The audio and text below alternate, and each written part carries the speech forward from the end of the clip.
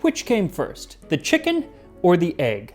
Nobody knows. Actually, I think it was the egg. But regardless, it's a fairly unanswerable question, just like which came first, Filipino adobo or Spanish adobo. But today, in an effort to shed some light on the answer, we will be making a chicken adobo from 1529. So thanks to Trade Coffee for sponsoring this video as we look at the history of adobo, this time on Tasting History.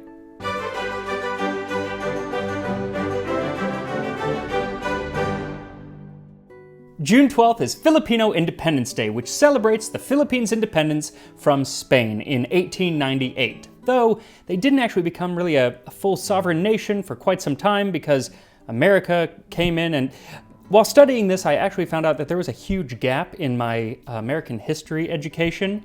I had never, unfortunately, even heard of the Filipino-American War, one of America's longest and most brutal wars.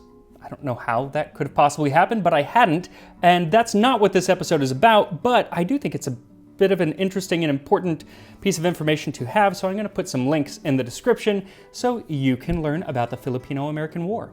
But today we are focusing on the Spanish influence on Filipino cuisine, and possibly the Filipino influence on Spanish cuisine. And we'll start by making a recipe for chicken adobo from El Libro de Cocina by Ruperto de Nola, published in Catalonia in 1529. Potaje de adobado de gallina que se dice janete de gallinas. Take a hen and cut it up into portions. Take good fatty bacon and gently fry it with a little onion. Then gently fry the cut up hen with it. And take toasted almonds, grind them, and mix with quinces or pears conserved in honey. And take the livers of hens and roast them on the coals. And when they are roasted, put them in the mortar with the almonds and grind everything together. And then take a piece of crustless bread toasted and soaked in white vinegar, grind it in the mortar with the other things. And when it is well ground, mix it with salted hen's broth and strain it through a sieve and cast it in a pot. And cast the hen in also. And cast in all fine spices and a good quantity of sugar. This sauce must be a little sour. And when the sauce is cooked, cast in a little finely chopped parsley, and prepare your dishes, and then upon them, sugar and cinnamon. So this is definitely not your mother's adobo. In fact, this original Spanish word for adobo was actually adobado, which I can only surmise they changed because every time they said adobado, it cued those weird Muppets. Adobado. So for this recipe, what you'll need is 3 to 4 pounds or 1.5 kilograms of chicken, 3 chicken livers, a quarter pound or 120 grams of fatty European-style bacon, 1 chopped onion, 1 cup toasted almonds. I bought toasted almonds that were already slivered, but you can buy whole almonds and toast them yourself. They're getting blended up anyway, so it's all going to turn out the same way. 2 pears or quinces preserved in honey or syrup. I actually found a place online that would sell pears conserved in honey from Spain, which would have been perfect, but it was $80 for a jar like this, and it was 6 weeks to get here. So I went with pears in syrup. The fact that we're blending this up with chicken liver and vinegar, I can't imagine that it's going to make too much of a difference, and definitely not $80 difference. 1 large, thick slice of crustless bread, lightly toasted on both sides. 1 cup or 235 milliliters of white wine vinegar. 1 quart or 1 liter of salted chicken broth. 3 or 4 teaspoons of fine spices. These are really up to you. It's not specific, but fine spices in Spain at the time would have been things like galangal, grains of paradise, clove, nutmeg, and long pepper, so I'm actually going to use a little bit of all 5 of those. A quarter cup of sugar, 1 tablespoon minced parsley, and a little bit of cinnamon and sugar to garnish on top. So first, take the bacon and add it to a large frying pan over high heat. It should be nice and fatty, so it should turn just basically to grease, which is perfect because then you can add your onions and fry those for about 5 to 7 minutes or until they become translucent. Now this is going to heat up your kitchen, and being in Los Angeles as I am, it's already kind of warm here, so I'm going to need something to cool me down, which is why I am enjoying a nice glass of cold brew from our sponsor, Trade. Trade is a great way to get an assortment of freshly roasted coffee, either for hot coffee or cold brew, directly delivered to your door. Now, if you have never had cold brew before, might I suggest you give it a try. 1, it's freaking delicious. 2, it's what all the cool kids are drinking right now, and I'm a cool kid, my mom said so. And Trade makes it super easy by sending you Trade's specially designed cold brew bags. I'm drinking Stay Golden coffee. Grown in Brazil and roasted in Nashville, it has wonderful cherry and milk chocolate flavors.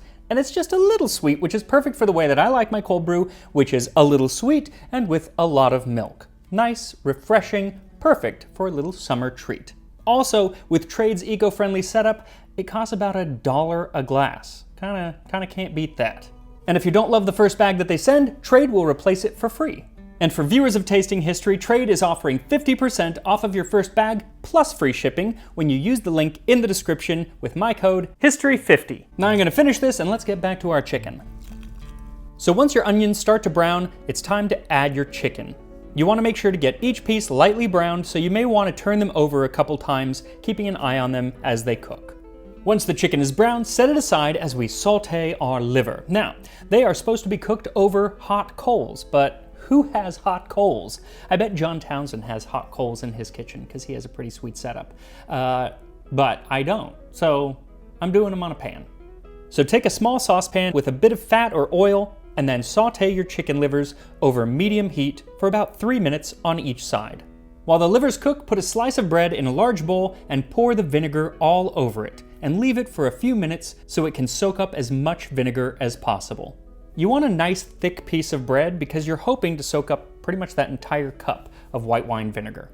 And while that piece of bread becomes a vinegar sponge, it's time to use a food processor to grind your almonds. Now, you can do this with a mortar and pestle. You need a very large mortar and pestle to grind the almonds, but that's not terribly hard, but it's going to get harder and kind of gross later on when we start adding like the pears and the livers and everything. So use a food processor if you got it. So grind the almonds up until you have a nice powder, and then add the pears and blend those. Then take the livers off of the stove and toss them in as well. The fact that we're grinding these livers means that I don't think it matters if they're done on coals or in an oven or on a stove. It's all ending up the same. Then take the bread out of the vinegar and toss that in as well. Also, if there is any vinegar left, hold on to it because you might be adding that later on in the process. Finally, pour in the salted chicken broth and blend everything together. So now this is a Renaissance sauce, but this whole process is very medieval. The spices, the sugar, the vinegar, all quite medieval, and what's really medieval is using bread as a thickener. Usually it's done more as like bread crumbs, and it can tend to kind of get gloopy, but I think that the way that it's being done here and the fact that we're about to sieve it should turn out quite nice. So position a fine mesh strainer over a stew pot and slowly pour the sauce through it.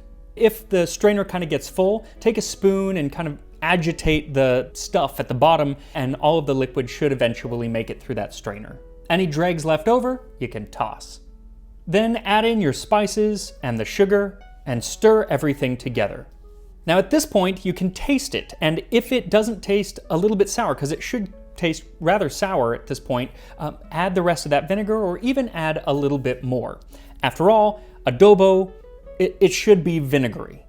Then add the cooked chicken and the onions and set it on the stove, bringing it to a boil. Then lower the heat and cover the pot and let it simmer for about 40 to 45 minutes or until the chicken is nice and tender.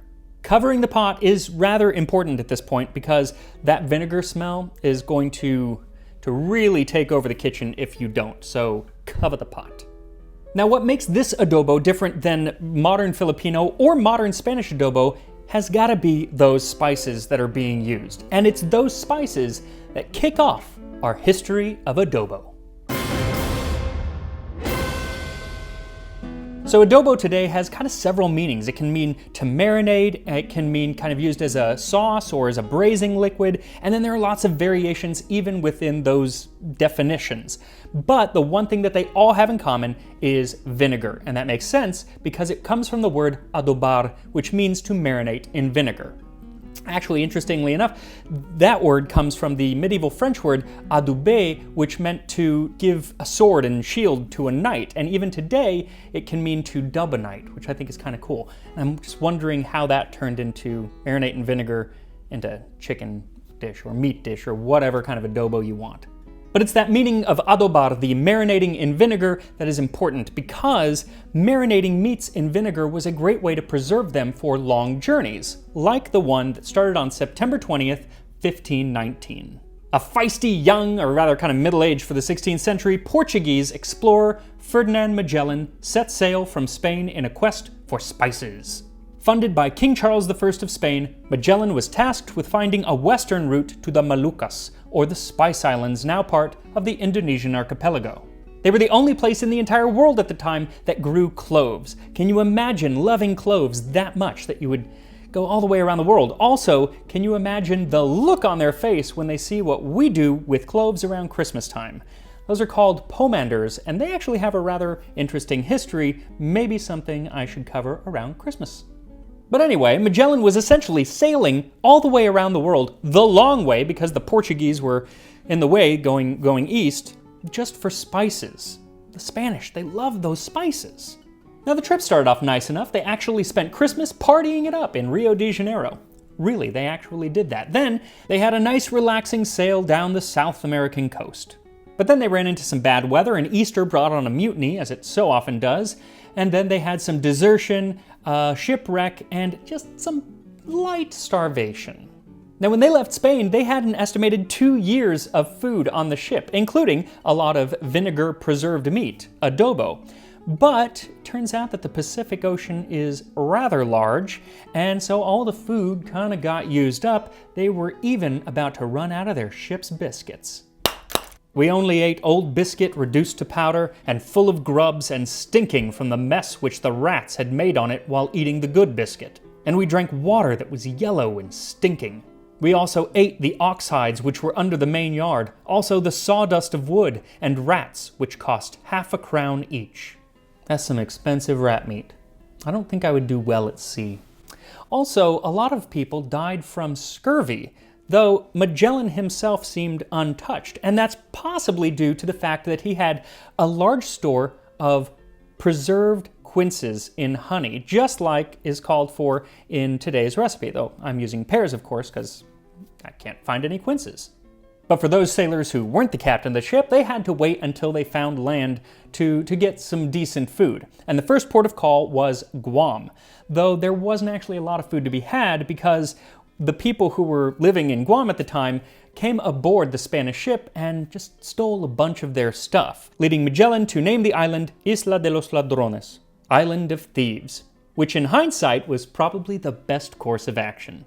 But eventually, on March 16, 1521, Magellan arrived at what he named Las Islas de Poniente, the islands to the west, the future Philippines.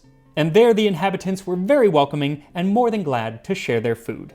At noon on Friday, March 22nd, those men came in 2 boats with coconuts, sweet oranges, a jar of palm wine, and a rooster in order to show us that there were chickens in that district.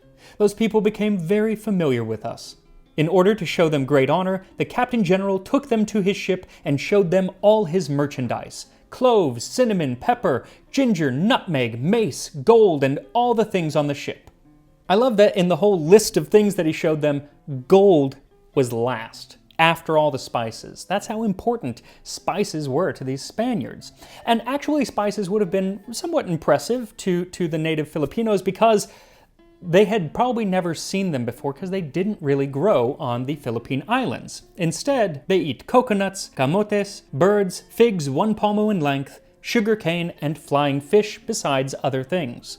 Coconuts are the fruit of the palm tree. Just as we have bread, wine, oil, and milk, so those people get everything from that tree. They get wine in the following manner. They bore a hole into the heart of the said palm, from which distills a liquor which resembles white must. That liquor is sweet, but somewhat tart, and is gathered in canes of bamboo as thick as the leg and thicker. By the way, that fig 1 palmo in length is better known today as a banana. But it's the liquor from that coconut palm, today called tuba, which is important to our adobo story because it's also how they made a very important ingredient for adobo, vinegar. When they wish to make vinegar, they allow only the palm water to putrefy, and then place it in the sun, and a vinegar results like that from white wine.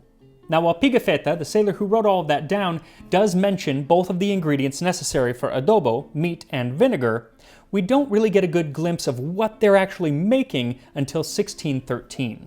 In one of the earliest Tagalog dictionaries compiled by Franciscan missionary Pedro de San Buenaventura, he mentions adobo de los naturales, adobo of the native people. And that's likely a reference to what he ends up calling kilao, which he describes as salt, vinegar, chili peppers, which were new to the islands, and fresh fish or meat like carabao. The dish is still made today, made with fish, and it's called kinilaw, and it gets another mention in an 18th century dictionary in the sort of form of a poem. When the kinilaw is finished and the wine is emptied, the friendship is ended. Oh, that was way harsh, Ty. Now we have our meat marinated in vinegar on the Spanish ship, and we have our meat marinated in vinegar on the Philippine Islands, both created completely independently of each other, each culture having developed their own version of adobo. And over the next 300 years, they're going to influence each other. Like the recipe that we're using today doesn't use vinegar as a marinade as much as it does a braising liquid and then a sauce, which the Philippines took and really ran with and made a wide assortment of adobos. Adobos? Adobe? What's the plural? Adobos. I'm going to go with adobos. One such adobo is adobang pusit, which is squid adobo, and it's made with squid ink, which, while they obviously had squid back in Spain, they didn't really use it much in cooking until some Jesuit missionaries who had been in the Philippines brought the practice back with them. And now in the Basque region, many dishes are made with squid ink. There are also different colored adobos like abodang dilaw, abodang pula, and abodang puti, which I think is probably the closest to the one that we're making today, albeit quite different. A lot less cinnamon and, well, it's different, but the closest. Now, the most popular adobo in the Philippines today, and what you'll probably get at a Filipino restaurant, is made with soy sauce, which was brought over by the Chinese long before any Spanish ships came to call. And that's really the story of Filipino cuisine in general. They have their own core cuisine, but then lots of influences from the other cultures that came to the islands. The Chinese, the Japanese, the Spanish, the Americans. There's even a dish called kare-kare, which is based on an Indian curry with peanuts, which probably came to Manila in the 1760s by Indian sepoys when the British occupied the city during the 7 Years' War. So which came first, Filipino adobo or Spanish adobo? Both. Neither. I feel like at this point their existence is inexorably linked, like Harry Potter and Lord Voldemort. And the adobo that we're making today is very much related, but doesn't really belong in the same world, kind of like the Fantastic Beast movies. But hopefully, the adobo is even better.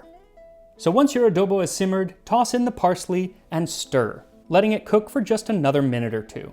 Then serve up a plate of the chicken along with a bit of the sauce, and garnish it with just a bit of cinnamon and sugar on top. And here we are, chicken adobo from 1529. I'm gonna start with a leg. Let's go.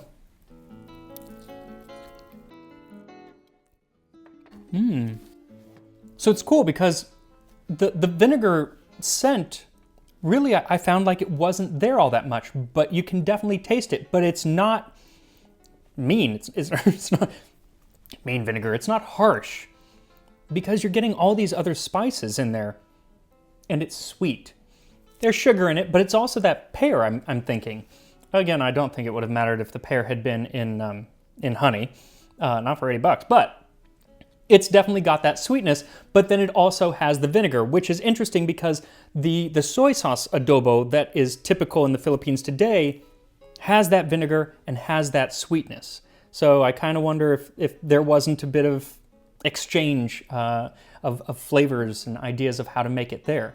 And the texture is really nice. Like it just falls off the bone. It's cooked really well. I think a little bit more sauce, and I think put on some rice, that is definitely the way to go. Now, Anthony Bourdain did a great episode on adobo, and in it he asked the person who was cooking it, who makes the best adobo? What's the best adobo? And the guy was like, my mother's. And Anthony Bourdain said, yes.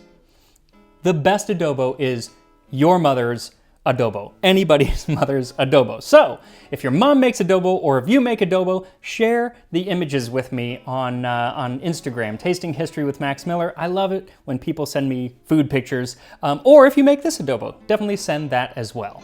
So thanks again to Trade Coffee for sponsoring this video. Link is in the description, and I will see you next time on Tasting History.